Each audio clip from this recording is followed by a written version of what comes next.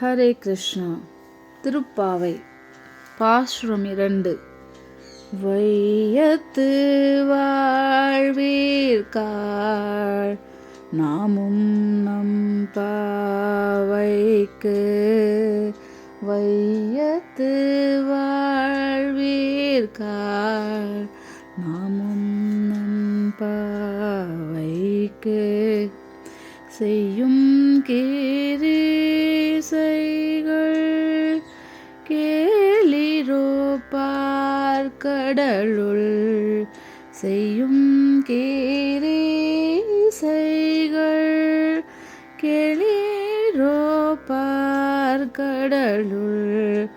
பைய துயின்ற பரமனடி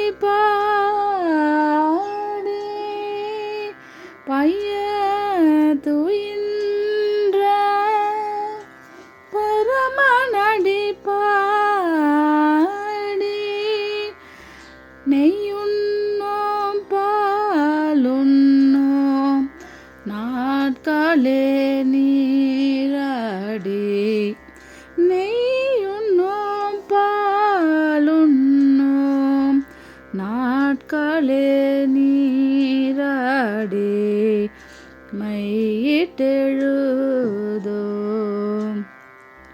மலரிட்டு முடியோ, செய்யாதன செய்யோம் தீக்குறளை சென்றோதோம், செய்யாதன செய்யோம் தீக்குறளை சென்றோதோம்,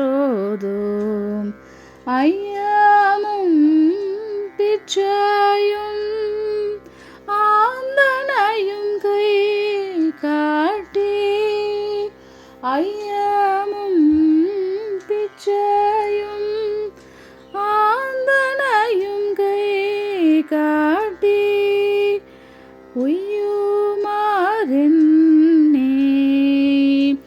உகந்தேலோரெம் பாவாய், வையத்து வாழ்வீர்காள். முதல் பாசுரத்தில் நாராயணனே நமக்கு பறைத்தருவான் என்று கூறி பிற பெண்களை விழித்த மகளிர் இந்த பாடலில் வையத்து வாழ்வீர்காள் என்று அழைக்கிறார்கள். வாழ்க்கை வாழ்வதற்கே, அதுவும் வகையற வாழ்வதற்கே என்போர் பெரியோர். எப்படியாவது வாழலாம் என்று எண்ணாமல் இப்படித்தான் வாழ வேண்டும் என்று வாழும் வாழ்க்கை குறிக்கோளுடைய வாழ்க்கையாகும். எனவே எடுத்த எடுப்பிலேயே வையத்து வாழ்வீர்காள் என்று விழித்த காரணத்தினால் அவர்கள் குறிக்கோளுடைய வாழ்க்கை வாழ்பவர்கள் என்பது பெறப்பட்டது. மேலும் நாமும் நம் பாவைக்கு செய்யும் கிரிசைகள் கேளீரோ என்று அடுத்து மொழிகிறார்கள்.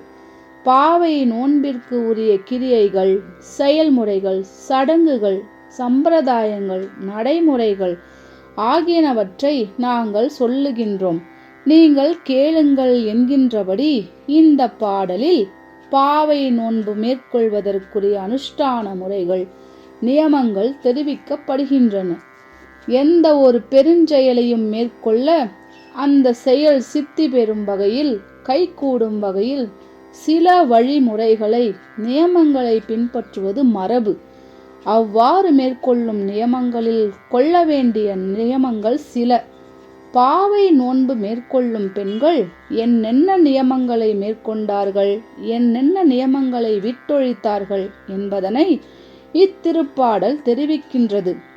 ஆயர்பாடி சிறுமியர்கள் பார்க்கடலில் பையத்துயன்ற பரமனடி பாடுவோம் என்கிறார்கள். இதனையே பரந்தாமனின் மலர் அணைய திருவடிகளை பரவி பாடுவதையே முதன்மை விதியாக, முக்கிய விதியாக கொள்கிறார்கள்.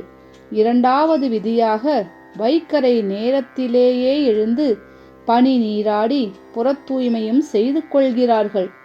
பரமனடி பாடியதனால் அகத்தூய்மையும், நாட்காலே நீராடியதினால் புறத்தூய்மையும் அமைகின்றன. மூன்றாவதாக தகுதியுள்ள பெரியவர்களுக்கு, துறவிகளுக்கு அவர்களுடைய தேவை அறிந்து கொடுக்க வேண்டியனவற்றை கொடுக்கிறார்கள். பிச்சை என்று வரும் இல்லாதோர்க்கு வறியவர்க்கு இயன்ற வரையில் எடுத்து வழங்குகிறார்கள். கொடுக்கும் பொழுது நெஞ்சத்தில் செருக்கு தோன்றாமல் கொடுக்கிறார்கள். அவ்வாறு சில விதிகளை தாங்கள் உய்யும் பொருட்டு விரும்பி மேற்கொள்ளும் உய்யுமாறு எண்ணி உகந்து மேற்கொள்ளும் பெண்கள் சில விலக்குகளையும் மேற்கொள்கிறார்கள். அவர்கள் நெய்யுண்ணோம் பாலுண்ணோம் என்கிறார்கள். மேலும் கண்ணுக்கு மை தீட்டியும் கூந்தலுக்கு பூச்சூட்டியும் தங்களை அலங்கரித்துக் கொள்வதில்லை என்று முடிவெடுத்து கொள்கிறார்கள். நெய் உண்பதில்லை, பால் குடிப்பதில்லை, கண்ணுக்கு மை எழுதுவதில்லை, கூந்தலுக்கு பூச்சூட்டி கொள்வதில்லை என்பனையெல்லாம் அவர்கள் மேற்கொண்ட தீர்மானங்களாகும். அகத்தின் அழகையும் அலங்கோலமாக்கிக் கொள்ளாமல் செப்பம் செய்ய முற்படுகிறார்கள். எனவே செய்யாதன செய்யோம் என்கிறார்கள். பெரியோர்கள் தவறு என்று எவ்வவற்றையெல்லாம் செய்யாமல் விட்டார்களோ அவற்றையெல்லாம் நாங்களும் செய்ய மாட்டோம் என்கிறார்கள். மேலும் தீமை விளைவிக்கும் ஒருவர் மேற்கொள்ளும் சொற்களை பிறிதொருவரிடம் சென்று சொல்ல மாட்டோம் என்கிறார்கள். இவற்றில் நெய்யுண்ணோம் பாலுண்ணோம் என்பன விரதம் முடிகின்ற வரையில் மேற்கொள்ள வேண்டிய நியமங்களாகும். இவை போன்றே மையிட்டெழுதோம் மலரிட்டு நாமுடியோம் என்பதும் நோன்பு முடியும் வரை தாங்களாகவே ஏற்படுத்தி கொள்ளும் தற்காலிக நியமங்கள் ஆகும். ஆனால் செய்யாதன செய்யோம் என்பதும் ஒருவர் மேல் கோல் சொல்ல மாட்டோம் என்பதும் எப்போதும் விளக்கத்தக்க நியமங்கள் ஆகும். இந்த நியமங்கள் எல்லாம் பாவை நோன்பு கொண்டாடும் பெண்கள் தங்கள் நோன்பிற்குரிய கிரியைகளாக கொள்கிறார்கள். இந்த பெண்கள் உண்ணும் சோறும் பருகும் நீரும் தின்னும் வெற்றிலையும் எல்லாம் கண்ணன் என்று கொண்டவர்கள். இன்பம் தரும் சில பொருட்களை தாங்களாகவே முன்வந்து துறக்கும் துறவு மனப்பான்மை இவர்களுக்கு சொர்க்க போகத்தையே தருகின்றது. தியாகம் செய்வதே ஒரு சொர்க்க மனப்பான்மை அல்லவா? தாங்கள் அன்றாடம் விரும்பி உண்ணும் பொருட்களை சில காலம் வெறுத்து ஒதுக்குவதும் தாங்கள் விரும்பி மேற்கொள்ளும் அலங்காரங்களை துறந்து விடுவது என்பதும் தியாக செயல்கள்தான். ஆனால் இவற்றையெல்லாம் எதற்காக செய்கிறார்கள்? உய்யுமாறு எண்ணி செய்கிறார்கள். பிழைக்கும் வழியை அறிந்து செய்கிறார்கள். பெரியவர்களுக்கு தகுதி அறிந்து தந்தும் வறியவர்களுக்கு துன்பம் அறிந்தும் உதவியும் இவர்கள் போகும் வழிக்கு புண்ணியம் தேடிக்கொள்கிறார்கள். பெரியவர்களுக்கு வறியவர்களுக்கும் எவ்வளவுதான் இவர்கள் கையால் வாரி வழங்கினாலும் அதனால் மனதில் ஒரு சிறிதும் செருக்கு தோன்றாமல் நாம் என்ன கொடுத்து விட்டோம் என்று அடக்கமாக எண்ணி பார்க்கிறார்கள். இந்த ஆட்சியர் பெண்கள் கண்ணனின் அடி மலர்களே தம் தலைகளுக்கு தலையாய அணி என்று கருதுபவர்கள் ஆன காரணத்தினால் மையிட்டு எழுதி மலரிட்டு முடிந்து புறத்தில் அலங்காரம் செய்து கொள்வதெல்லாம் அலங்காரம் ஆகாது என்று கண்டவர்கள்.